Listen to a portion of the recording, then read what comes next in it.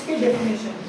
जो एक गुड दूसरे को सब्स्टिट्यूट कर, हाँ। जैसे पेन को पेंसिल, हाँ, तो जैसे डेफिनेशन टेढ़ू लिखो। को रुमाली। Substitute goods are those goods. Substitute goods are those goods which can be used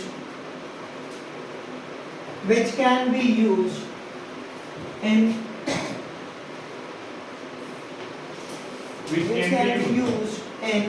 place of one another.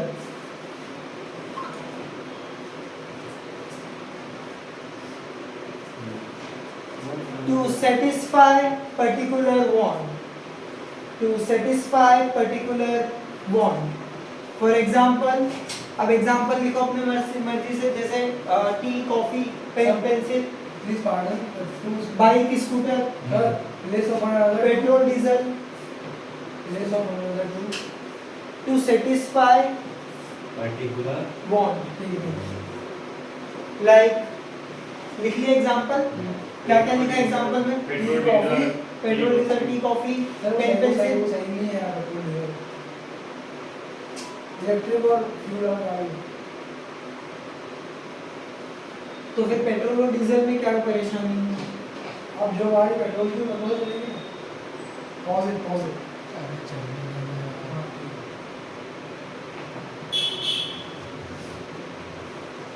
जब तू गाड़ी लेने गया तो तेरे पास दो ऑप्शन है, या तो तू पेट्रोल वाली गाड़ी ले ले या डीजल वाली ले ले। तो चॉइस तो थी वहाँ पे। फिर तो सब्स्टिट्यूट हुआ ना। क्या हो कि अगर सरकार को पेट्रोल बंद करना है, फॉर एग्जांपल समझ, और डीजल पे ही फोकस करना है, तो सरकार क्या करेगी? पेट्रोल व्हीकल्स के रेट बढ़ा देगी। तो जो आदमी, जो एक इंडिविजुअल है, वो ऑटोमेटिकली स्विच किस पे हो जाएगा?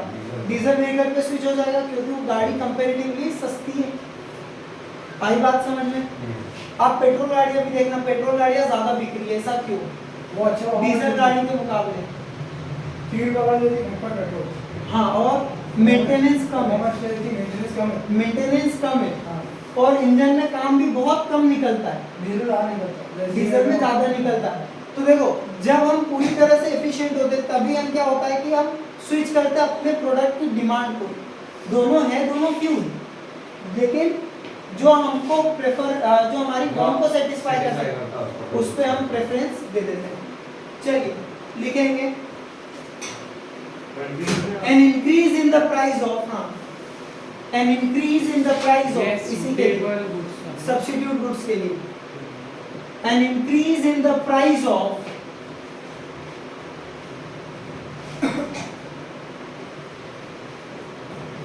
substitute leads to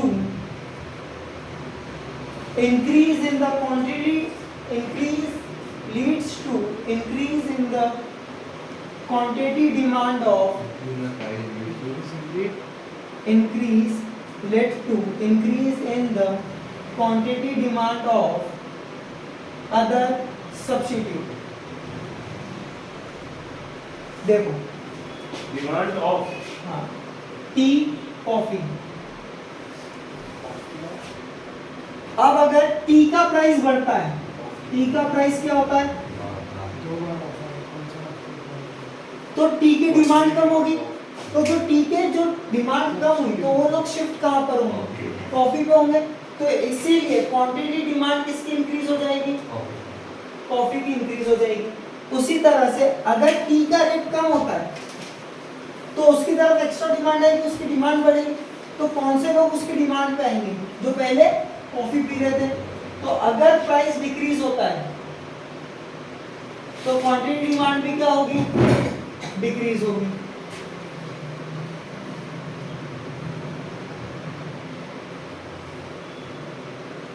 आई बात समझ में कि नहीं है? एग्जांपल लिखना हो तो लिख लो।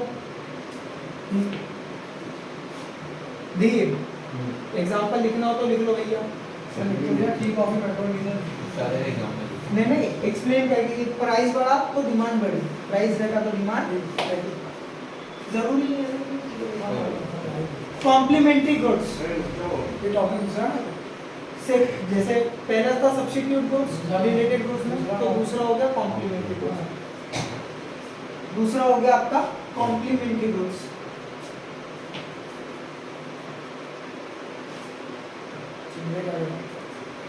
कॉम्प्लीमेंट्री गुड्स कौन से goods?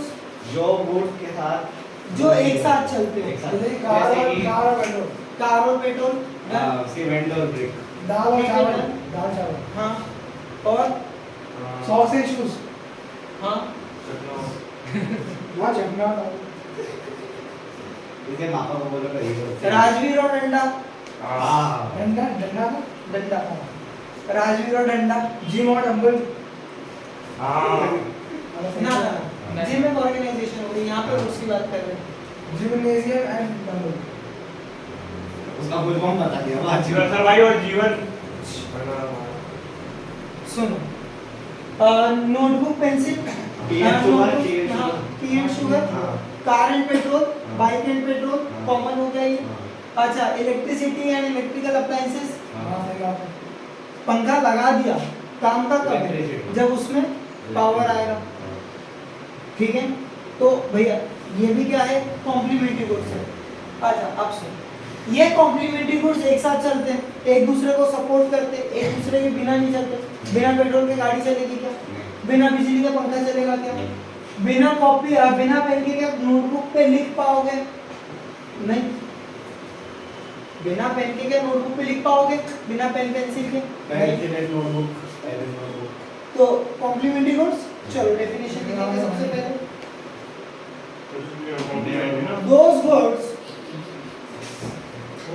Those goods which are used, those goods, complementary goods, those goods which are used together to satisfy a want.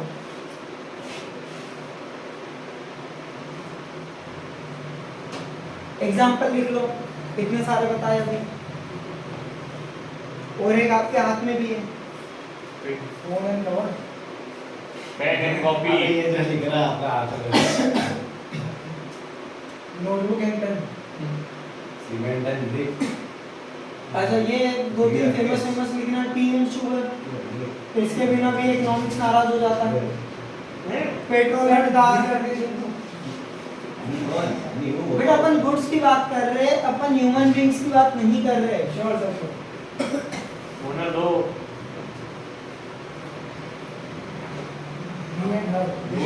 वो कॉफी टी और क्या पेट्रोल बनाने के लिए तुम दोनों को मानना पड़ेगा। चल, कॉफी टी पेट्रोल का चक्कर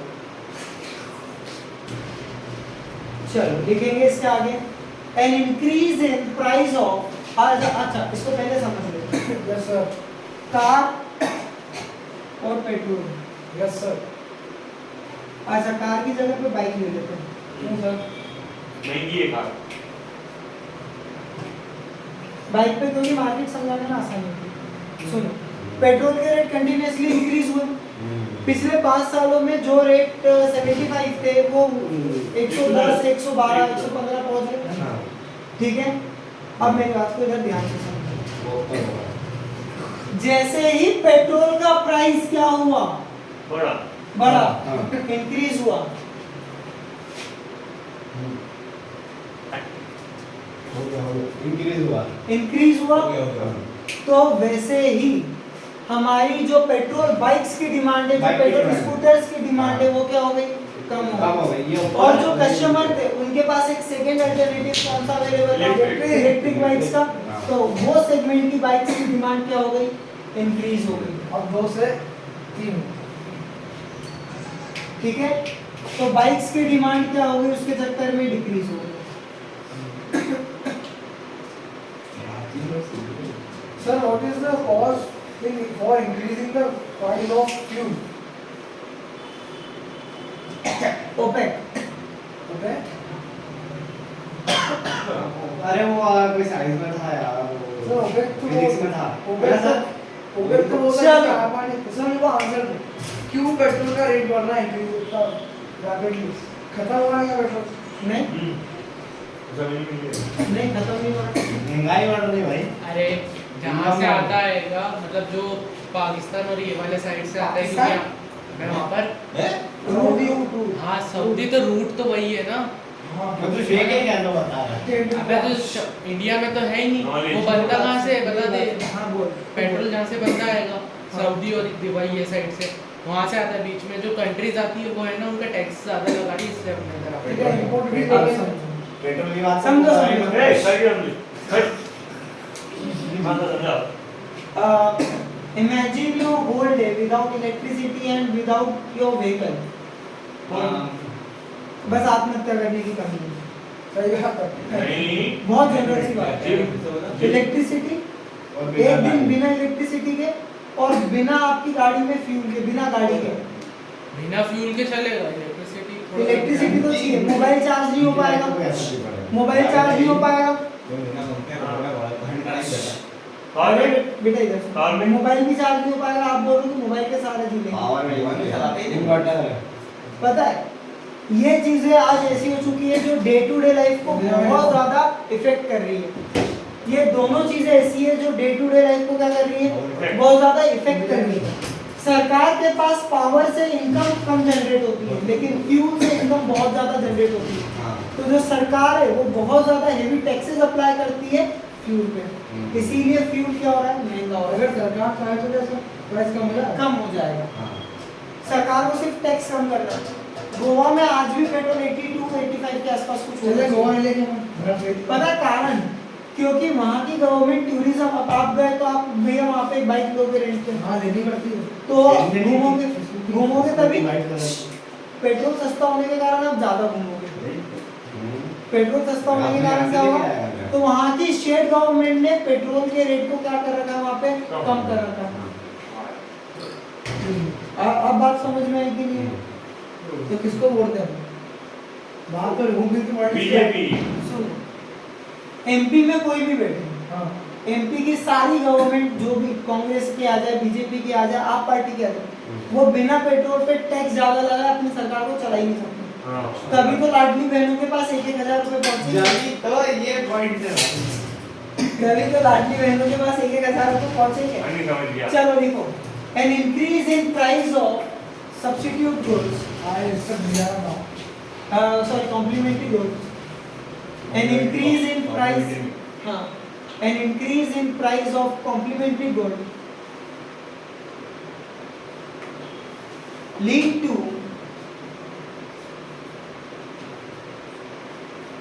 decrease in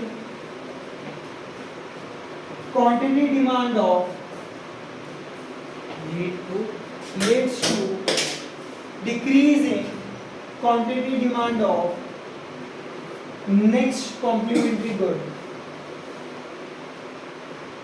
the given complementary quantity demand of complementary good. इसको मनवाओ एग्जांपल दो सर क्या हुआ अच्छा, फर्स्ट पॉइंट क्या लिखा था, price of given commodity. Second क्या लिखा था, price of related goods, sir time खत्म हो गया प्राइस ऑफ रिलेटेड गुड्स। और थर्ड पॉइंट आएगा income of consumer, third point आएगा इनकम ऑफ कंज्यूमर। उसके मेरे में जवाब उसको क्योंकि हर में पढ़ा हुआ मिल गया चार तो ये रख देना इसके बाद लिखना है, इसके बाद ये थर्ड क्या है? नहीं कल अपन ने फर्स्ट सेकंड में सेकंड के और सब्स्टिट्यूट और कॉम्प्लीमेंट्री कल अपन ने लिखा था प्राइस ऑफ गिवन गुड्स या ऑन गुड्स, अलग गुड आज भी हम पहला क्या point। हुआ? हाँ price of commodity, price of commodity लिखा था। दूसरा क्या लिखा था, price of related other good, other goods. उसका ये था सब्स्टिट्यूट, और दूसरा था कॉम्प्लीमेंट कॉम्प्लीमेंट्री, है ना, ए और बी। ए और बी। अब आ गया आपका तीसरा पॉइंट, इनकम ऑफ कंज्यूमर। आपका तीसरा पॉइंट क्या है, आप इनकम ऑफ कंज्यूमर, फिर से बोलो फिर इनकम ऑफ द कंज्यूमर समझा समझा पहले क्या बोला गया नहीं, कुछ नहीं बोला। अब सुनो, इनकम ऑफ द कंज्यूमर, अगर किसी एक व्यक्ति की, इंडिविजुअल की इनकम इंक्रीज हो जाए तो वो डिमांड किसी भी प्रोडक्ट के लिए ज्यादा करेगा या कम करेगा, ज्यादा करेगा, क्योंकि अच्छी क्वालिटी की करेगा, क्योंकि उसकी परचेजिंग पावर जो है वो बढ़ चुकी है, उसकी विलिंगनेस जो है, जो उसकी विलिंगनेस है वो क्या हो चुकी है, इंक्रीज हो चुकी है, और कैपेसिटी ऑफ बाइंग भी बढ़ चुकी है उसकी। कैपेसिटी ऑफ बाइंग भी बढ़ चुकी है। चलिए लिखेंगे इनकम ऑफ द कंज्यूमर।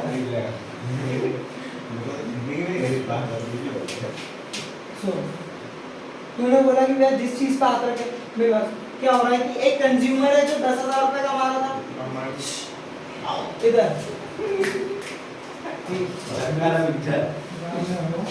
सुन, एक व्यक्ति है वो 10,000 रुपए महीना कमा रहा था, ठीक है, अब उसकी इनकम बढ़ के हो गई 20,000 रुपए, 10 के बाद कितनी हो गई, 20,000 हो गई। तो जहाँ पे वो लो क्वालिटी प्रोडक्ट्स को कंज्यूम कर रहा था, अब वो क्या करेगा, स्टैंडर्ड क्वालिटी ऑफ प्रोडक्ट्स को कंज्यूम करेगा। हाँ, वो बिल्कुल लग्जरी क्वालिटी पे नहीं जाएगा, लेकिन वो एक स्टैंडर्ड क्वालिटी पे आएगा। वो एक अंडर क्वालिटी प्रोडक्ट से उठ के एक बेसिक क्वालिटी वाले प्रोडक्ट के गुड्स पे आ जाएगा, जो पहले का एक लेवल ऊपर का कंज्यूम करना स्टार्ट कर देगा। तो यहाँ पे उसको बताया जा रहा है, ठीक है, आई बात समझ में। चल इनकम ऑफ द कंज्यूमर के लिए लिखेंगे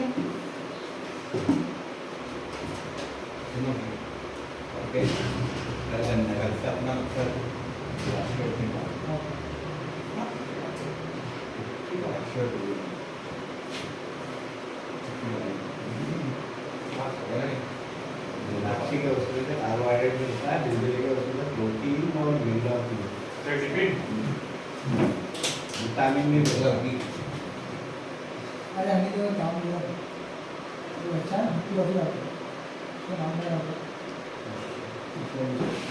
The level of income इसी the level of income अबे थर्ड पॉइंट आ गया, ये फैक्टर अफेक्टिंग डिमांड आ गया। Third point.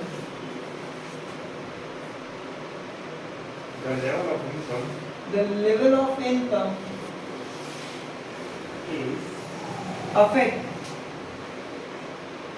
affects the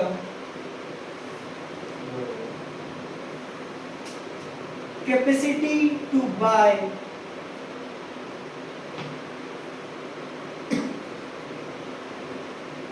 a commodity for an individual. Please pardon. Affects the capacity to buy A commodity for a particular. for a individual. अब सुनो, as income increases, इसी में continue करते हैं, as income increases, the capacity to buy also increases, which leads to buy also increases, which leads to increase in quantity demand, Which leads to increase in quantity demand. So there is a positive relation between, quantity and demand. so there is a positive relation between so the positive. so there is a positive relation between income of the consumer अरे रुक तो जाओ, बहुत मैं जब भी देश बोल रहा हूँ। Positive relationship between so there है इसके बाद so there is a positive relation between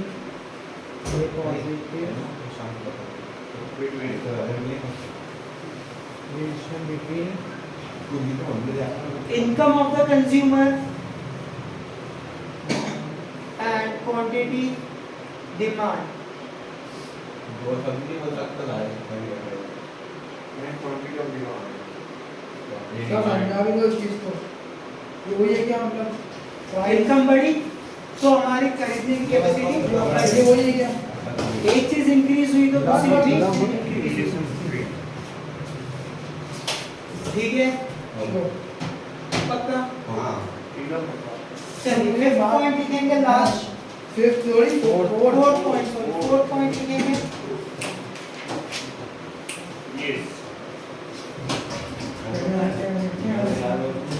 test and preference. तो पूरी रिपीट होता है। सब क्या है खाली चलते हैं। अरे हाँ पर अपनी उल्टी कैसे बात दोनों क्यों? अरे आज की तो है प्रेफरेंस एग्जैक्टली यार कौन से क्यों तुझे क्या है तो और क्या टेस्ट एंड प्रेफरेंस, पता है ये test and preference Okay. Exam में पूछा 4 पॉइंट पूछा, ऐसे तो नहीं जाता लेकिन बोलोगे तो एक्सप्लेन करवा दूंगा। समझा जरूर देता हूँ, समझा जरूर देता हूँ, लिख पाता नहीं। ठीक है, जिसको जो वर्ड अच्छा लगेगा वो ही क्या जैसे फैशन इंडस्ट्री में पहले के टाइम पे मेन फैशन जो प्रोडक्ट था वो था बेल बॉटम, नीचे से, अभी का बच्चे ठीक है। फिर आया एक पूरा स्ट्रेट बॉटम कि भैया जैसे ऊपर से पहनते वैसी की वैसी नीचे तक जाएगी। फिर आया नैरो बॉटम। आज आप कौन सी पहनते हो? Narrow bottom straight fit. Straight fit, क्योंकि वो फिर से क्या हो चुका है, फैशन में आ चुका है। देखो जो टाइम पे जिस टाइम पे जो फैशन होगा उसकी डिमांड ज्यादा निकल के बाहर आएगी। गलत बोलो? नहीं अब देखो फैशन इंडस्ट्री में कंज्यूमर प्राइस के साथ साथ फैशन टेस्ट एंड प्रेफरेंस के साथ भी चलता है। फूड इंडस्ट्री में भी टेस्ट एंड प्रेफरेंस के साथ हम चलते हैं। मेरी बात सुनो, आपको अभी मोमोज खाने का बोला जाए तो कहीं का भी खा लोगे क्या? नहीं ना, अपन चीनी हो गया। जहाँ पे हमारी पहली प्रायोरिटी कि भैया यहाँ पे जाएंगे, यहाँ पे नहीं मिला तो यहाँ पे जाएंगे, नहीं मिला तो कल खाएंगे। हाँ। होता है मोमोज खाने का भैया एक जगह पे आज अपन सबकी रूल्स खा लेते हैं। हाँ तो भैया एक जगह पे गए, वहाँ पे नहीं मिला तो दूसरी पे गए, दूसरी पे नहीं मिला तो बोले कल खाएंगे। An example of substitute food is chili momo and पानी nothing. पूरी खानी नहीं ना सर एक बात मैं बताओ, बिरयानी खाता हूँ आज अपन लोग मान लो पब्लिक अच्छा प्लेस भैया में शर्मा जरूर होता है और ढाका होके में थोड़ा मुझे पानी दिया मत और पुलिस भी पहले कभी घर क्या करना है? करना चाहिए और क्या किया नहीं ना कभी और पुलिस भी है तो रहना चाहिए। सामने एकदम सामने खड़ी है अपन गलती का बिल्कुल नहीं है, बिल्कुल 0%। बड़ी लकड़ी है आपके पास। तो रहना चाहिए। नहीं लगना समझदार मैंने बोला था इसको कि मैं मान लेता हूँ, लेकिन इसमें भी वो बताया कि पुलिस सामने खड़ी है। तो फिर उसके बाद मेरे को याद है कि हाँ अगर तेरे मारने से पहले मैं मार देता पुलिस ने घर पे फोन किया ना तो मेरा बाप आधे एक घंटे तक कमरे में जाके मेरी वेट चिपका रहा। तेरे मारने से पहले जब इसको एक यू करा ना वो वाला फिर दे दूं फिर हम दिमाग में वहां पे पुलिस खड़ी है, अपन घिरे हुए हैं, हाँ लेडीज है बच्चे हैं सब है, एक लेडीज को भी लग गई और लेडीज ने पुलिस वाले को बोल दिया कि भैया लग गई है हमें जाएंगे खाने तो तुम हेलो पापा सीन हो गया, पापा और मेरे बेचने की सुविधा है। देखो सुनो टेस्ट एंड प्रेफरेंस में फूड आइटम्स भी आ गए। आपको पसंद है एक पर्टिकुलर टाइप का फूड, लेकिन आपको खिलाया जा रहा है एक पर्टिकुलर टाइप का फूड, तो फिर क्या करोगे आप?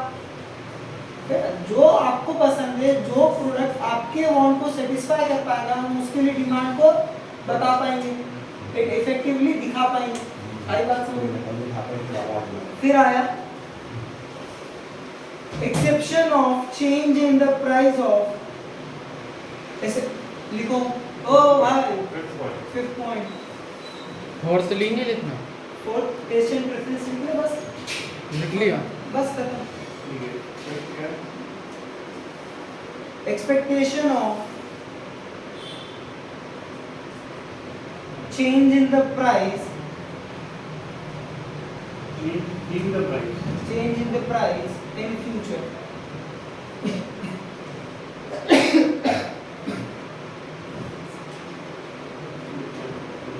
घर में इस्तेमाल होने वाली सबसे कॉमन चीज गेहूं, आटा, चावल, ठीक है।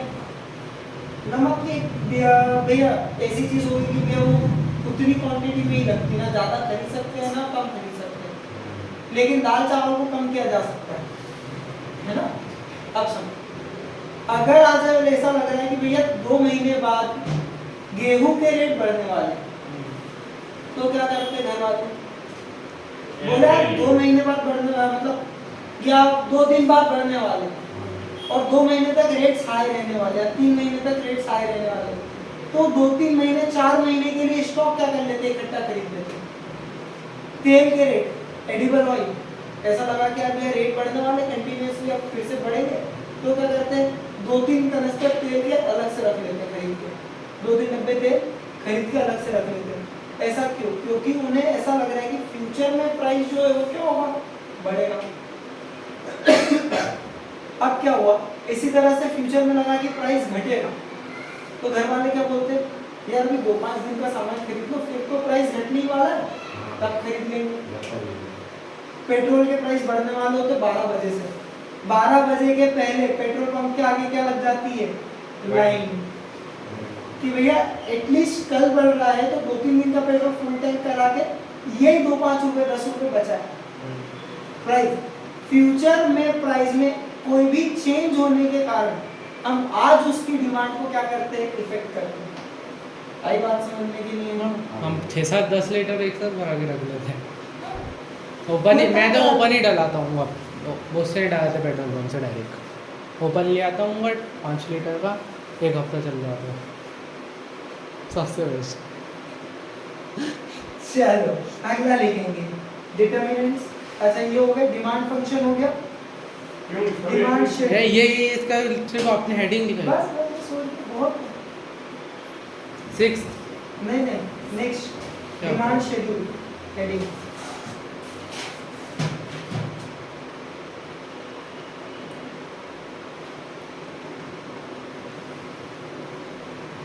चलिए लिखेंगे डिमांड शेड्यूल में a tabular statement showing demand schedule, a tabular statement showing various quantities of a commodity, various quantity of a commodity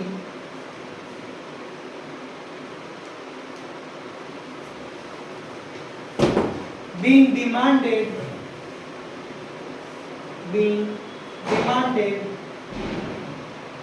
at various level of price, at various levels of price during a given period of time, during है given period of time,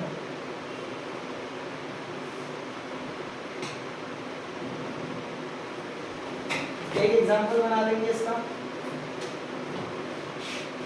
price, quantity, demand. Price अगर 10 है तो quantity demand क्या है, 100 की। Price बढ़ के हो गया 20 का तो क्वांटिटी डिमांड घट के हो गई 80 की। ये हो गया 30 का तो डिमांड होगी घट के 70 की। ये हो गया 40 का तो ये घट के हो गई 50 पे। तो दिस इज योर क्वांटिटी। 10 पे 10 है, 10 पे 100।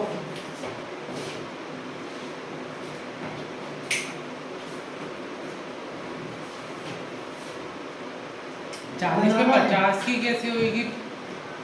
जैसे ही प्राइस 40 हुआ क्वांटिटी घट के क्या हो गई 40। 60 होगी ना? नहीं जरूरी थोड़ी ना, नहीं जरूरी नहीं।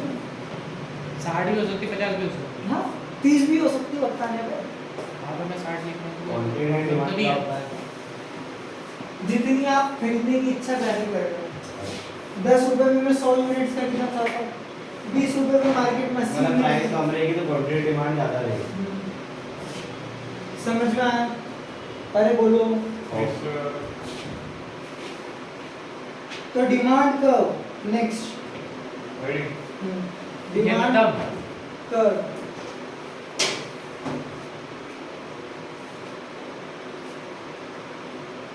डिमांड हो जाएगा। डिमांड कर्व के लिए डेफिनेशन लिखो, the graphical representation of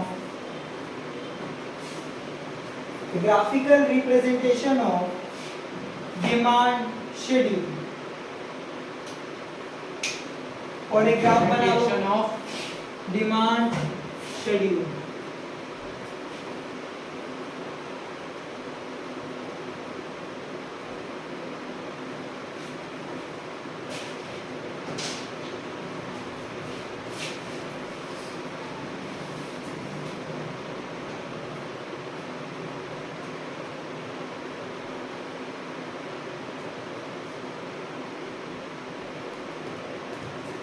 done, ये ग्राफ बना दो।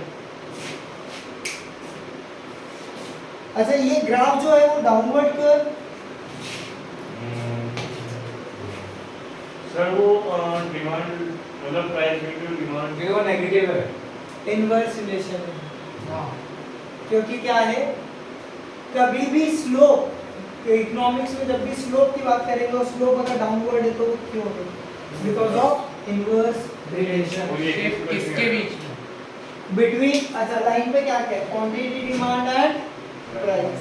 ये इसको एक्सिस पे रखने आएगा ना। नहीं, इंडिफरेंस कर्व में भी ऐसे ही ना, इंडिफरेंस कर्व में इंडिफरेंस का भी यही है, नहीं उसमें लेकिन वहाँ पे दो कमोडिटी एल बन जाता रहेगा ना। तो बनता है, हाँ क्या बनता है, हाँ, तो बनता है। और L। ठीक, डन।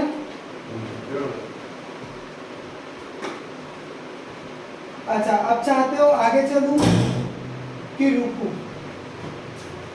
आगे चलते रहो, आप उतना करो।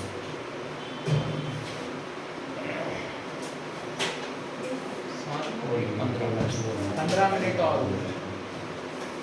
चलो फिर लिखो slope of demand curve, new topic ना। फॉर्मूला लिखूंगा इसका, कॉपी में है ना। स्लोप ऑफ डिमांड कर्व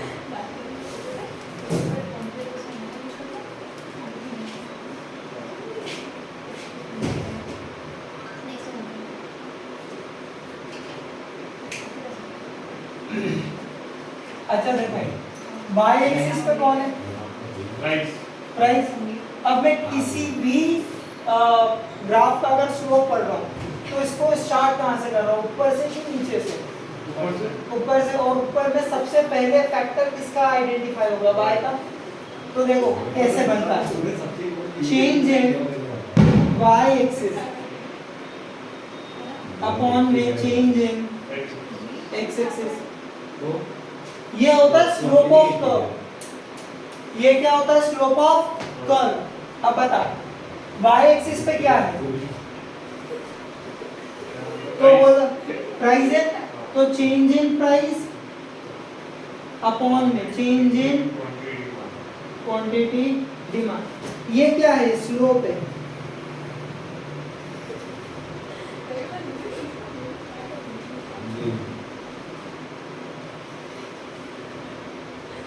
आई बात समझ में, कैसे बना स्लोप? मैथ्स वाले बच्चे जानते होंगे स्लोप के बारे में,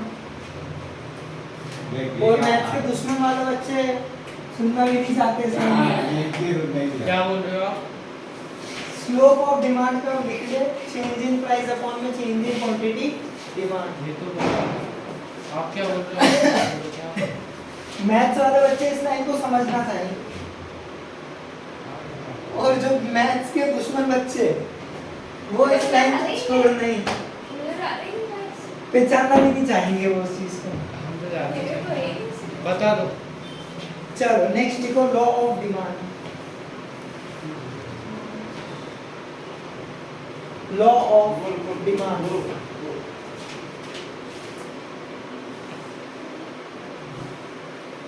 लॉ ऑफ डिमांड।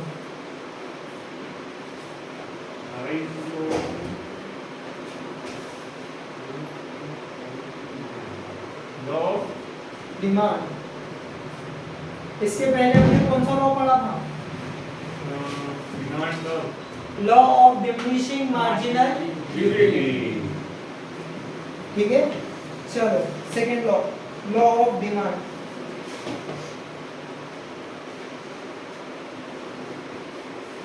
पहले मेरे को सुनना फिर लिखना ध्यान से, सब बच्चे एक साथ। पहले इन्हें समझा तो हम लिख लेंगे। समझ तो सर, सुन तो sir. Law of demand states that it states the inverse relationship between price of the commodity and demand of the commodity for an individual. ये है लॉ ऑफ डिमांड। लॉ, अब बुक क्या बोलती है, law of demand states the inverse relationship between price and quantity demand keeping other factor constant.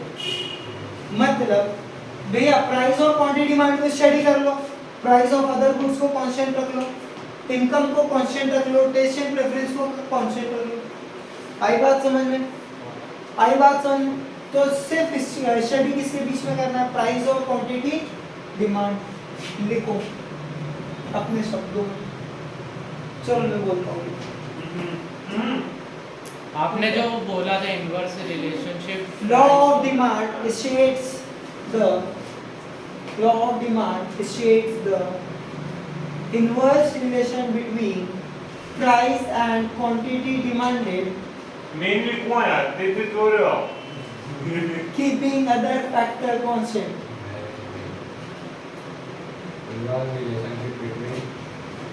law of demand price of the commodity and the Both? quantity of the demand. And quantity demand demanded, बस keeping other factor constant. इतना सा law है, इतनी सी बात है। आई तो लिख लिया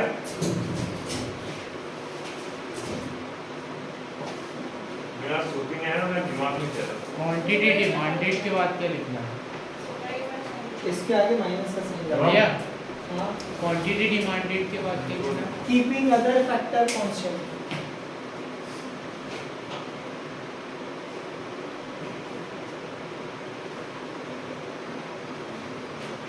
है ना इसमें ना क्यों हाँ, आई इसमें है ना Law of demand. वापिस Assumption of law of demand.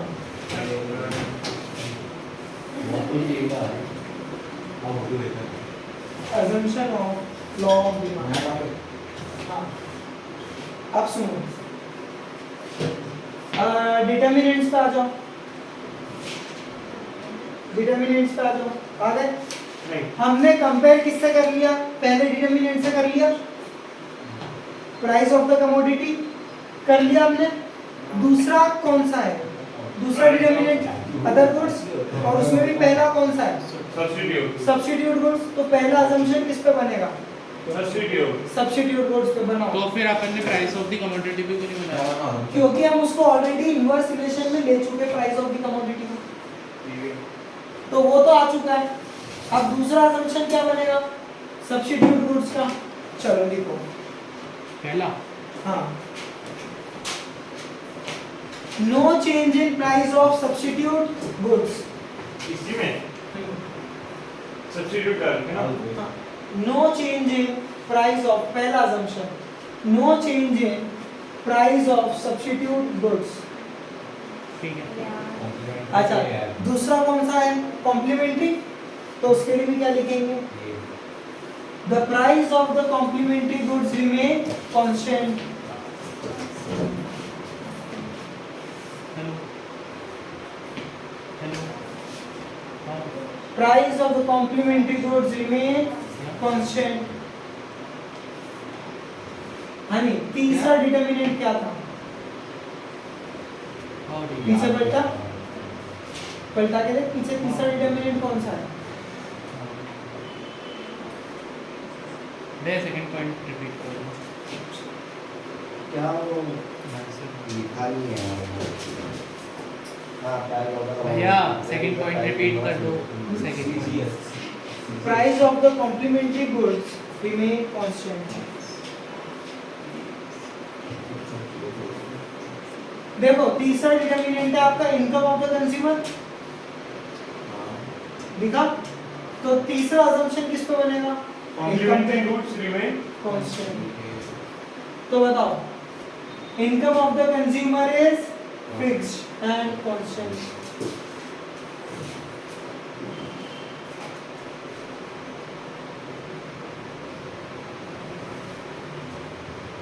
Income of the consumer is fixed. Fixed and constant, ये फिक्स्ड एंड सेम। अच्छा, चौथा पॉइंट क्या लिखा था डिटरमिनेंट का?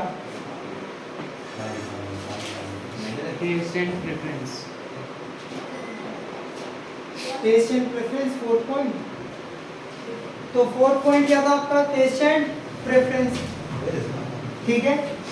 तो अब इसके लिए क्या लिखेंगे? Consumers behaviour is rational on test and preference of the commodity for a commodity. The consumer's behavior is rational. The consumer's behavior is rational for taste and preference for a commodity. Rational क्या बोला तुमने?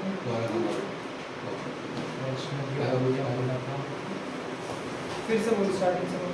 The consumer behavior is rational For taste and preference of a commodity. Fifth determinant क्या है?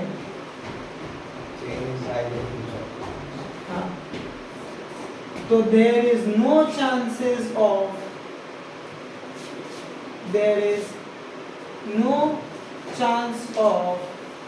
change in price in future. Done? समझ में आया कहाँ से बनाया?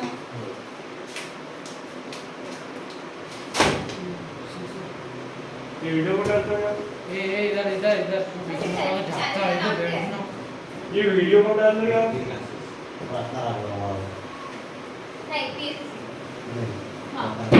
इम्पोर्टेंट, अगला पॉइंट है इम्पोर्टेंट।